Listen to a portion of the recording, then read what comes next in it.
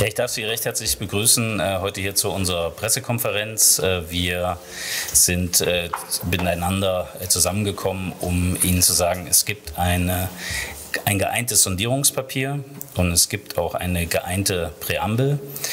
Wir haben wirklich jetzt in einer Woche intensiven Gesprächen wirklich vertrauensvoll und auch vertraulich miteinander darüber gerungen, was die zukünftigen Fragen für Thüringen, aber auch die wichtigen Punkte der jeweiligen Partner sind. Hey Leute, wow, Sie haben es tatsächlich geschafft. Die Koalition steht. Aber Moment mal, geht's hier wirklich um Thüringen oder nur um die nächste Machtposition? CDU-Mann Vogt und seine Kollegen feiern sich für Bürgernähe und neue politische Kultur. Aber in Wahrheit sind das leere Worte. Würden sie wirklich im Interesse der Bürger handeln, wäre die AfD längst an der Regierung. Stattdessen geht's ihnen nur um eigene Posten und Machtspiele. Schauen wir uns an, wie sie mit Taschenspielertricks ihre Position sichern. Auf Kosten der Bürger. Auf geht's! Wir zeigen damit, dass wir in der Lage sind, auch in einer schwierigen Diskussion trotzdem zu Lösungen zu kommen, die für alle tragfähig sind, weil wir das Einende suchen und nicht das Trennende. Für uns ist klar, es geht darum, dass unsere Heimat Thüringen eine stabile Regierung braucht. Und dementsprechend war es gerade auch den Partnern von BSW wichtig, dieses Thema sehr intensiv zu diskutieren. Ich kann sagen, dass das sehr hart und intensiv vertreten worden ist. Das zeigt aber eben auch, wie wichtig das Thema ist für die Partner von BSW, aber logischerweise auch von Seiten der SPD und der CDU. Es ist uns gelungen, einen Kompromiss zu finden und wir machen deutlich, dort wo Einigkeit besteht, machen wir die sichtbar. Wir zeigen aber eben auch, dass unterschiedliche Sichtweisen durchaus fortbestehen können und sich gegenseitig auch befruchten. Für mich war entscheidend, dass Entscheidungen und Positionen der CDU vertreten sind. Das ist die europäische Sicherheitsarchitektur, die Frage auch, dass wir nach Völkerrecht und auch im Sinne der Westbindung unsere Position vertreten und damit deutlich machen, dass die bundesstaatliche Ordnung uns verfassungsrechtlichen Rahmen vorgibt, aber wir gleichzeitig natürlich auch Wege finden wollen, um der tiefen Sorge, den Ängsten, denen die Bürger haben, dass der Krieg in Europa sich ausweiten könnte, eine Stimme zu verleihen. Dementsprechend haben wir uns darauf verständigt, das auch in eine etwaige Präambel mit aufzunehmen. Und Thüringen hat natürlich als Ort des Weimarer Dreiecks par excellence eine Brückenbauerfunktion zwischen Ost und West, zwischen Frankreich und zwischen Polen, aber generell auch im Verständnis einer in sich geeinten europäischen Friedensordnung. Und dementsprechend bin ich allen Partnern dankbar, dass wir die Unterschiedlichkeit erkennbar lassen, aber gleichzeitig auch sichtbar machen, wir einen das, was zu einen ist. Und damit auch Thüringen kann jetzt den nächsten Schritt gehen. Deswegen werden wir morgen in Gespräche zur Bildung einer Regierung einsteigen. Wir haben insgesamt 7 Arbeitsgruppen auf den Weg gebracht.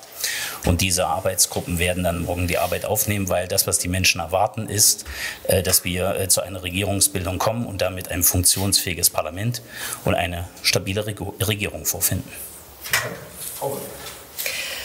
Sie sehen mich nicht völlig entspannt heute hier, weil die letzten Tage natürlich ihre Spuren hinterlassen haben und wir keinen einfachen Weg hinter uns haben. Ich habe in meinem Leben schon viele Verhandlungen geführt. Das waren, und ich glaube, das wird auch eine Weile so bleiben, die schwierigsten, die ich persönlich je hatte, weil wir haben um jedes Wort gerungen, wir haben um jedes Wort gestritten. Aber das, was uns immer geeint hat, war ein gemeinsamer Geist, dass wir als 3 sehr unterschiedliche Parteien mit in der Friedensfrage tatsächlich auch sehr unterschiedlichen Ansätzen am Ende trotzdem in einer tiefen Verantwortung für Thüringen, aber auch in einer tiefen Verantwortung für eine Formulierung, die es uns erlaubt, ein klares Thüringer Plädoyer für mehr diplomatische Bemühungen in Europa entsprechend auch sozusagen in den Mittelpunkt zu rücken. Und deswegen sehen Sie mich heute hier ein kleines bisschen geschafft, aber am Ende trotzdem geprägt von einer Verantwortung für Thüringen und geprägt von dem Wissen darum, dass wir jetzt den nächsten Schritt gehen können, dass wir den nächsten Schritt gehen wollen und dementsprechend den Weg geebnet haben, in die Koalitionsgespräche einzutreten. Dafür bin ich persönlich dankbar. Dankbar auch für die Geduld, die wir miteinander hatten. Das war kein einfacher Prozess und dementsprechend lässt es mich am Ende trotzdem auch optimistisch in die nächsten Wochen und auch Jahre schauen, weil ich glaube, dass diese extrem schwierige Hürde, die wir genommen haben, deutlich macht, dass wir bei aller Unterschiedlichkeit geprägt sind von dem Geist, dass jeder gesichtswahrend aus solchen Fragen rauskommen können muss auf der einen Seite und auf der anderen Seite es aber möglich sein muss, dass jeder genau auch in seiner Positionierung deutlich wird. Das ist uns gelungen und darüber bin ich sehr froh. Ich möchte mich ausdrücklich bei unseren Verhandlungspartnern bedanken. Ich weiß, wir haben Ihnen viel zugemutet, aber wir haben immer gesagt, dass das BSW keinesfalls in eine Regierung eintreten wird, die in der Friedensfrage keine klare Position hat. Wir sind der Meinung, das ist gewährleistet. Das waren, wie mehrfach gesagt worden ist, keine einfachen Gespräche. Ich bin aber auch über einen anderen Aspekt sehr erfreut an dieser Stelle. Wir hatten mehrere Forderungen. Eine unserer Forderungen war, dass wir ein klares Bekenntnis zu mehr Diplomatie anstelle von Waffenlieferungen haben. Auch wenn wir in dieser Frage unterschiedlicher Auffassung sind, zeigen wir doch das, was wir nach der Wahl gesagt haben, nämlich eine neue politische Kultur. Die Leute haben es satt in Thüringen, dass Politiker und Politik meint, sich mehr streiten als einigen zu müssen. Wir sehen das anders und die Kultur des Möglichmachens, die sich bereits in unseren Sondierungsverhandlungen gezeigt hat, hat vielleicht jetzt bei dieser Geburt, die vielleicht auch ein Stück weit eine Zangengeburt war, trotzdem um sich gegriffen und wir sind sehr stolz darauf. Was uns noch wichtig ist, dass wir in der Frage der Raketenstationierung, die offen gestanden ein großes Thema zwischen uns war, dass wir eine breite Bürgerbeteiligung anstreben. Wir haben in der Präambel geschrieben, dass wir der Stimme derer, die sich ablehnend oder kritisch zu dieser Frage äußern, und nach unserer Auffassung ist das die Mehrheit in Thüringen, dass wir der einen breiten Raum einräumen wollen. Das wollen wir in einem Bürgerbeteiligungsverfahren machen, weil wir der Meinung sind, und auch das entspricht dieser neuen politischen Kultur, für die wir stehen, dass die Menschen das Gefühl, nicht nur das Gefühl, sondern auch tatsächlich erleben sollen, dass wir dieses Thema wirklich ernst nehmen und dass wir nicht einfach darüber hinweggehen. Vielen Dank. Dankeschön, Herr Mayer. Meine sehr geehrten Damen und Herren, jetzt können wir uns wieder auf das besinnen, was wirklich wichtig fürs Land ist. Wir haben einen, wie ich finde, und das reflektiert auch das, was ich höre aus der Bevölkerung, aus meiner Partei, hervorragenden Sondierungsvertrag, eine Sondierungsvereinbarung geschlossen, die die ganz wesentlichen Themen des Landes adressieren. Und jetzt müssen wir uns wieder, und jetzt können wir uns ja wieder an die Arbeit machen und Koalitionsverhandlungen aufnehmen, so wie das die Gremien auch unserer Parteien beschlossen haben. Sie sehen 3 völlig unterschiedliche Parteien vor sich. Und die Frage, die geopolitische Frage, die jetzt eine Woche im Raum stand, ist eine Frage, die natürlich von uns nicht eindeutig beantwortet werden kann, weil wir da unterschiedliche Auffassungen haben. Die 3 Parteien sind einfach, die haben eine von abweichende Historie, sie setzen unterschiedliche Schwerpunkte. Für meine Partei gilt, wir begreifen uns als Friedenspartei. Die Ostpolitik ist eine Politik, die namentlich natürlich mit der SPD verbunden ist, insbesondere mit Willy Brandt. Das ist unser Erbe.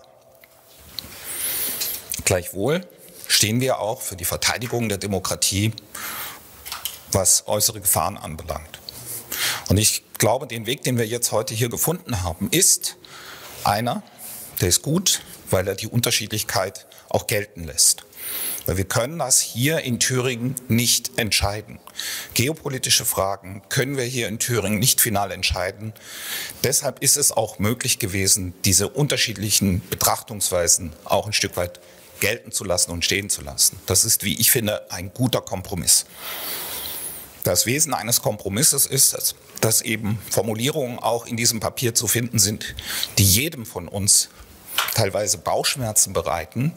Aber wir sind gemeinsam, stellen wir uns hinter dieses Papier und blicken jetzt nach vorne. Und darüber bin ich sehr froh. Dankeschön. Dann Ihnen herzlichen Dank. Dann wäre Zeit für ein bisschen Nachfolgen. Zuerst Herr Haag. Herr Mayer, können Sie uns vielleicht erklären, wo bei Ihnen der Sinneswandel herkommt? Denn Sie waren ja derjenige, der sich am Wochenende am kritischsten geäußert hat. Jetzt haben Sie nochmal betont, was das für ein guter Kompromiss sei. Wie kommt dieser Sinneswandel her? Welche Rolle spielt er bei Brandenburg? Ich habe ja schon immer deutlich gemacht, dass es wichtig ist, und das habe ich ja eben auch schon ausgeführt, dass es unterschiedliche Auffassungen gibt über die Friedenspolitik. Aber dass es auch wichtig ist, andere Auffassungen gelten zu lassen. Und das war mein Bestreben. Und dem konnten wir uns jetzt annähern. Und deshalb bin ich sehr froh, dass wir diesen Weg beschreiten konnten.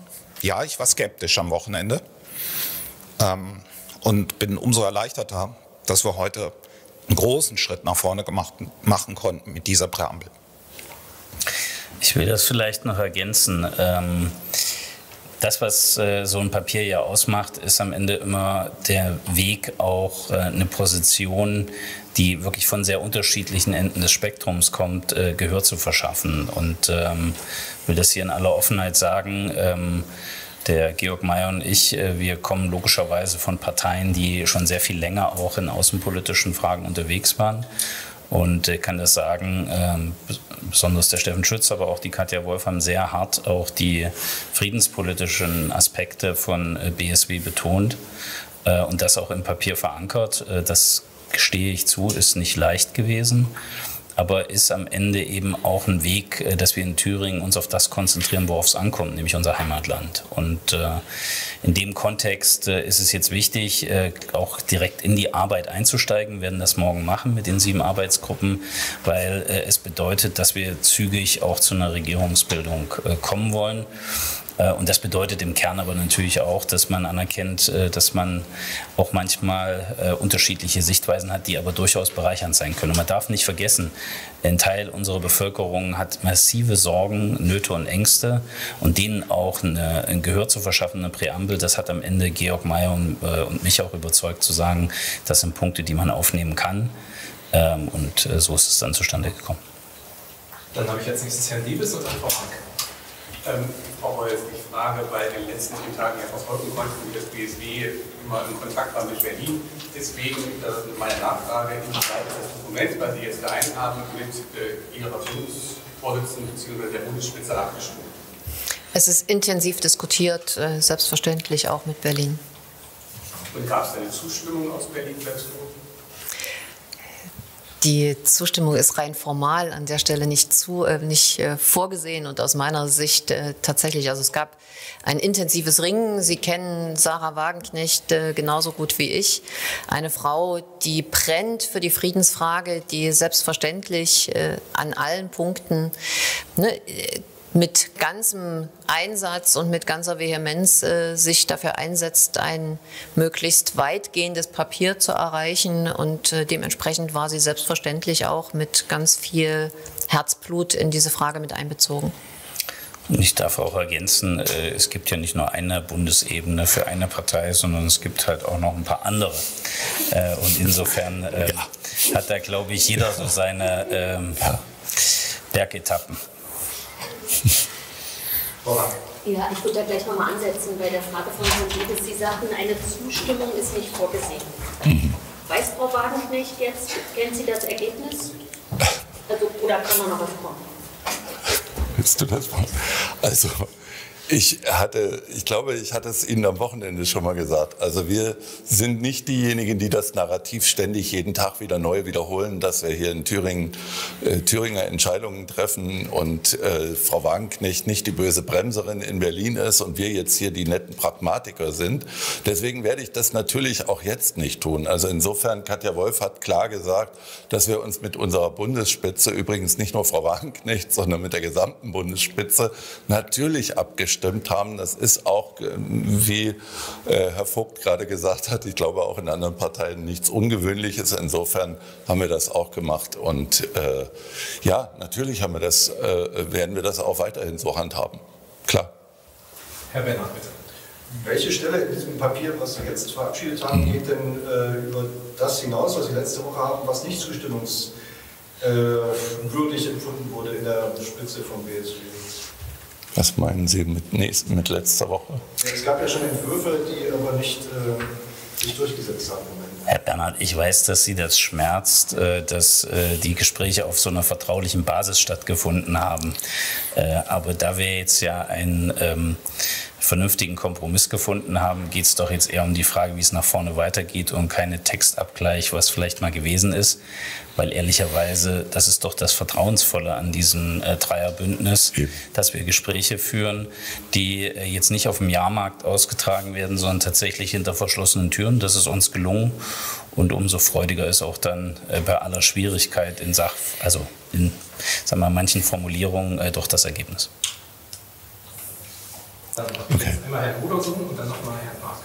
Entschuldigen Sie bitte die dritte beharrliche Nachfrage dazu, Frau Wolf oder Herr Schütz, aber mich würde nochmal interessieren, wenn es intensiv abgestimmt war, wie war denn die Reaktion? Und das würde mich aber auch, Herr Vogt und Herr Mayer, bei CDU und SPD auch natürlich interessieren.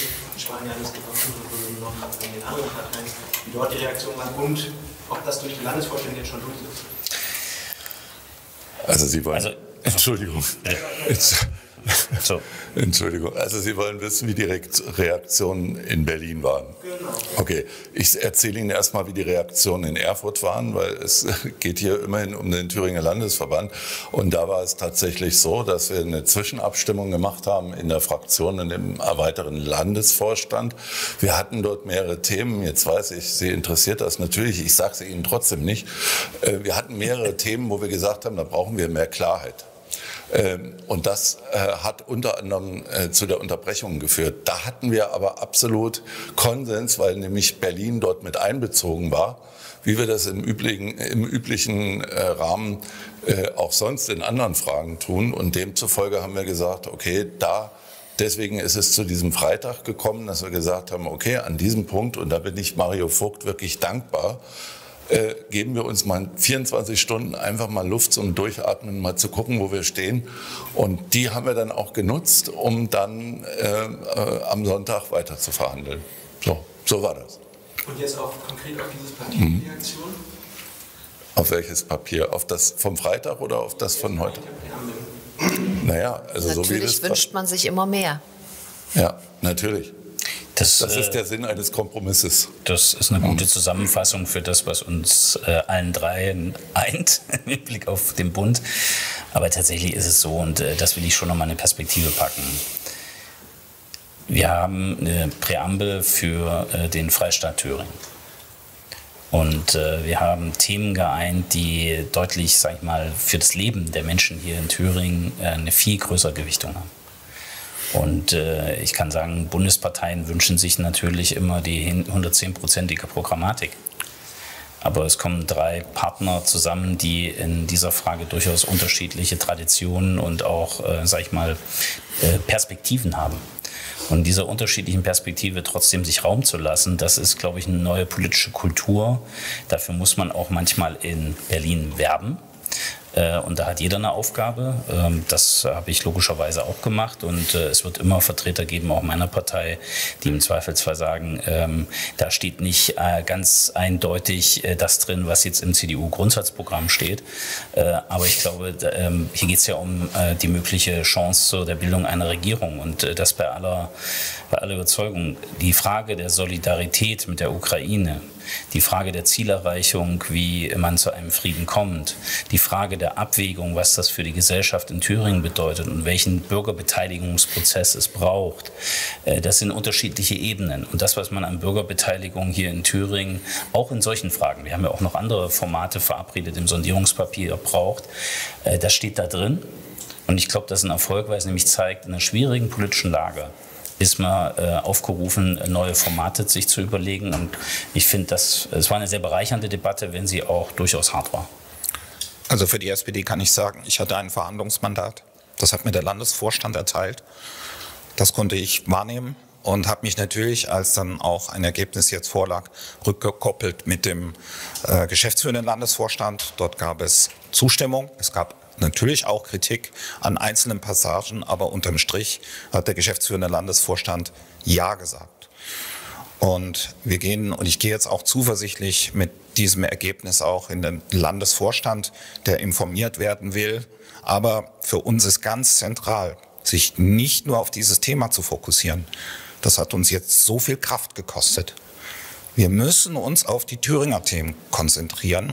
Und das tun wir jetzt ab morgen, indem wir uns darauf besinnen, was jetzt im Vordergrund steht. Es gibt wirtschaftliche Fragen, die gerade virulent sind. Es gibt andere Fragen, Gesundheitsversorgung, Pflege und so weiter. Das sind Dinge, die uns besonders am Herzen liegen. Und so tickt auch die SPD. Wir wollen jetzt anpacken. Wir wollen die Probleme angehen. Und deshalb bin ich heute sehr erfreut, dass wir diesen Schritt jetzt machen konnten, weil darauf kommt es jetzt an. Vielen Dank. Dann gehört die abschließende Frage in Herrn Mark. Die Frage des Kollegen mit dem Landesvorstand, ist das jetzt bei Ihnen und bei der CDU schon durch, die wäre noch offen erstmal? Wir haben das auch im Präsidium beschlossen, aber da hat ja jeder unterschiedliche Formate. Ja, und Präsidium beschlossen. Ja. BSW bei Ihnen auch schon durch den Landesvorstand? Wir sind in der Debatte im Besonderen über die Frage, wie können wir die Frage von Krieg und Frieden mit dem Thema Bürgerbeteiligung nochmal zusammenfassen. Das liegt. Jetzt durch den Landesvorstand durch? Es läuft aktuell gerade jetzt.